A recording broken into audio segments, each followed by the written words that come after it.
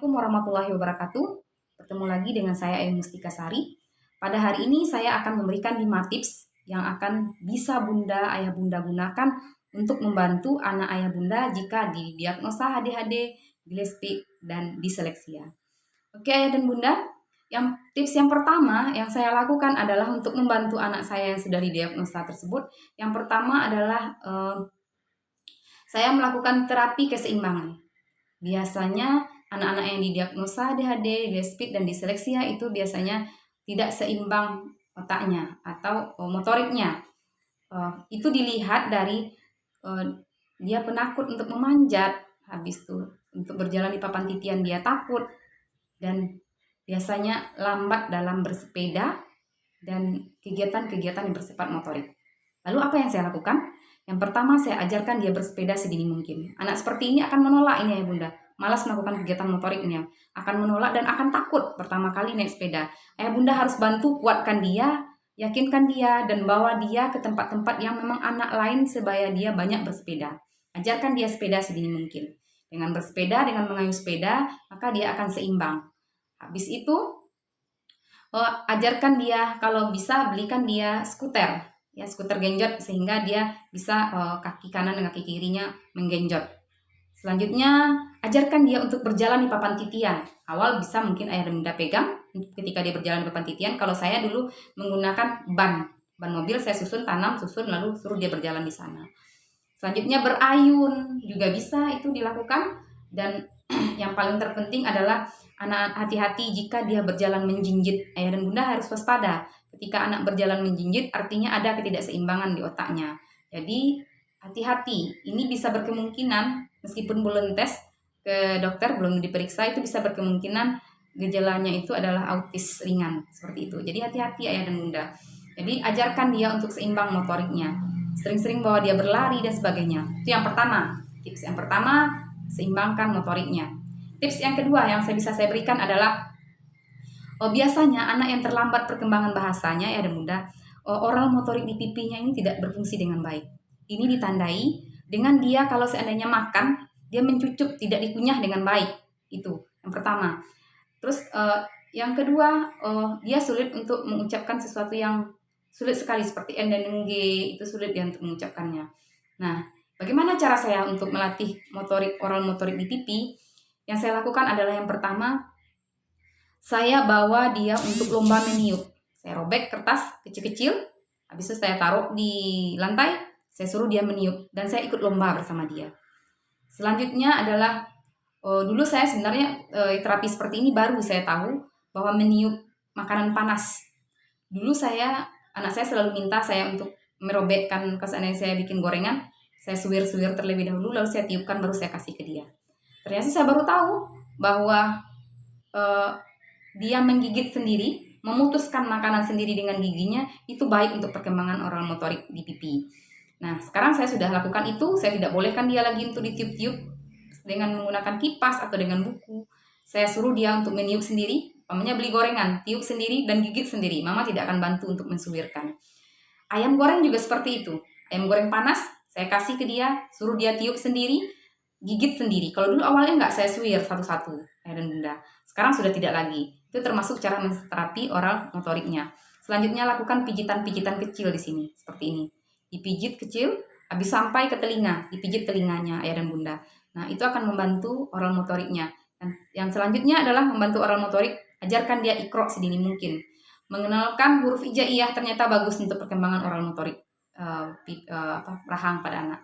Karena satu huruf saja itu bisa membantu dia untuk olahraga oral motoriknya. Saya contohkan satu huruf, sa, seperti itu ya. Itu sudah berbeda. Sa, sya. Itu udah berbeda ya dan Bunda. Jadi ajarkan dia untuk mengenal huruf hijaiyah sedini mungkin.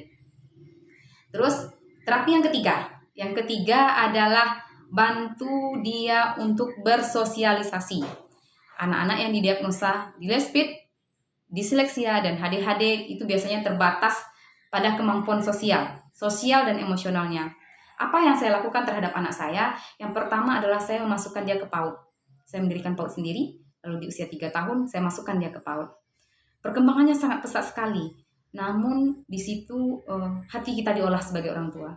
dia sering dibully, dia sering disakiti oleh kawan-kawannya, dia sering didorong, makanannya sering diambil, dan hati kita sebagai orang tua harus kuat untuk menghadapi itu dan mendampingi dia.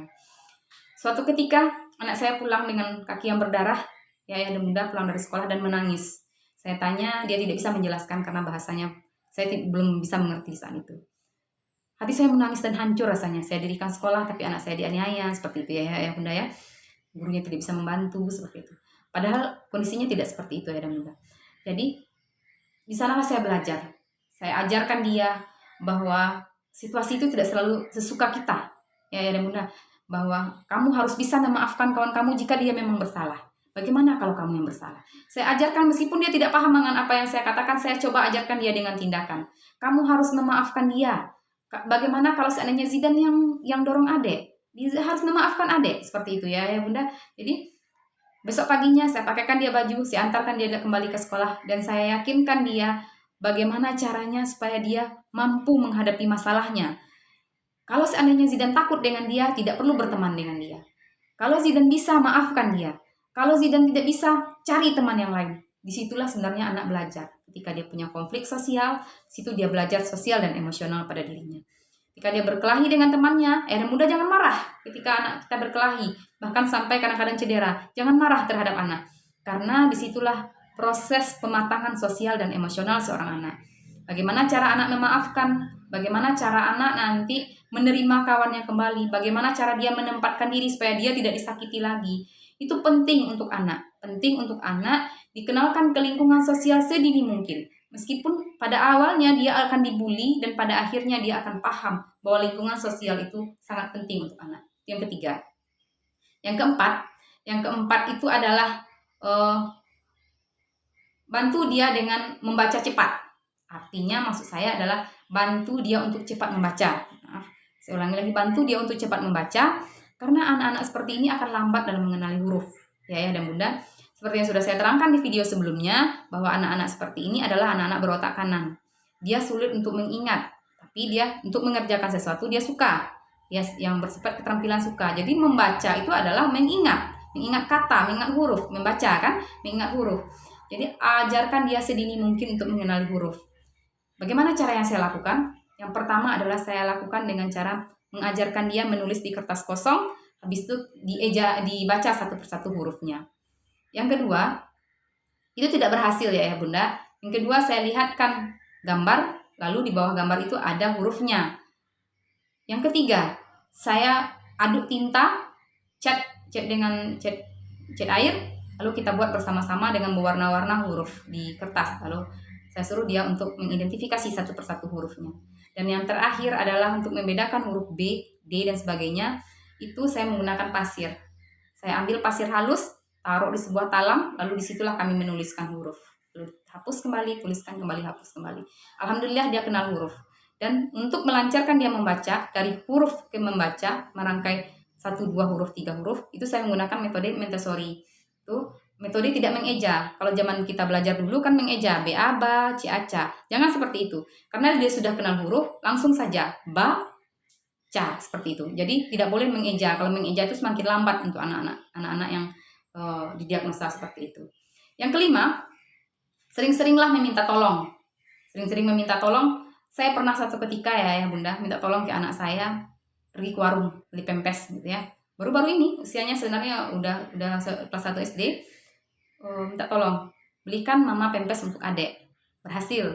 Kedua, saya tambah lagi, minta tolong saya pempes dengan minyak. Berhasil. Yang ketiga, saya minta tolong lagi pempes dengan minyak sepanjang jalan, dia ingat tuh. Pempes 1, minyak 1, pempes 1, minyak 1, pempes 1, minyak 1. Sehingga berhasil. Saya tingkatkan lagi ritmenya. Pempes 1, minyak 1, sabun 1. Berhasil bunda. Yang keempat, saya coba lagi. Akhirnya untuk yang saya minta tolong yang keempat itu dia bolak-balik. Tidak paham. Uangnya juga yang pertama saya minta tolong uangnya dipaskan, yang kedua saya minta tolong uangnya dipaskan, yang ketiga saya minta tolong uang yang besar sampai uang 100.000, sehingga dia kembali berapa uangnya, dia menghitung sendiri. Dan anak-anak seperti ini dia harus belajarnya itu harus nyata seperti itu ya bunda. Ketika dia suruh membeli, berapa uang yang dikasih, berapa uang kembali, situlah dia cara dia menghitung. Seperti itu caranya untuk mengajarkan anak-anak seperti ini berhitung ayah dan bunda. Dan suruh dia sedini mungkin. Karena anak-anak seperti ini, anak-anak yang diagnosa dyslexia, disleksia, ADHD, dia sulit menerima instruksi. Ketika kita minta tolong ke dia, secara tidak langsung kita sudah memberikan instruksi kepadanya. Ya, instruksi kepadanya. Jadi tolong masukkan barang mama ke kulkas. Ambilkan mama buah di kulkas. Ambilkan mama minum. Meskipun itu tidak penting, tapi suruhlah dia sesering mungkin. Agar dia paham dengan instruksi, karena anak-anak seperti ini fokusnya pendek, sulit untuk menerima instruksi, sehingga ketika kita tidak melatihnya, nanti di sekolah guru menyampaikan apa instruksinya, dia sulit untuk memahami. Nah, itu mungkin tips dari saya. Saya juga belum bisa pastikan bahwa anak saya berhasil, namun yuk kita sama-sama berusaha untuk berjuang bersama-sama bagaimana caranya supaya anak kita bisa terstimulus dengan baik, bisa menggunakan kedua belahan otaknya dengan baik, sehingga dia bisa berkembang semaksimal mungkin. Saya ulangi lagi tips dari saya yang pertama. Yang pertama yaitu lakukan stimulus motorik, ajarkan dia bersepeda dan sebagainya. Yang kedua, lakukan pijitan oral motorik, suruh dia meniup dan sebagainya. Yang ketiga adalah biarkan dia bersosial sedini mungkin, masukkan dia ke PAUD, temukan dia dengan kawan-kawan sebayanya. Yang keempat adalah bantu dia untuk belajar membaca sedini mungkin, usia 6-7 tahun. Dan yang terakhir adalah sering-seringlah meminta tolong. Mungkin itu 5 tips dari saya. Semoga 5 tips ini bermanfaat untuk ayah dan bunda. Terima kasih. Jangan lupa di like, subscribe, dan komen juga video ini, serta share bagi kawan-kawan yang membutuhkan. Terima kasih. Assalamualaikum warahmatullahi wabarakatuh.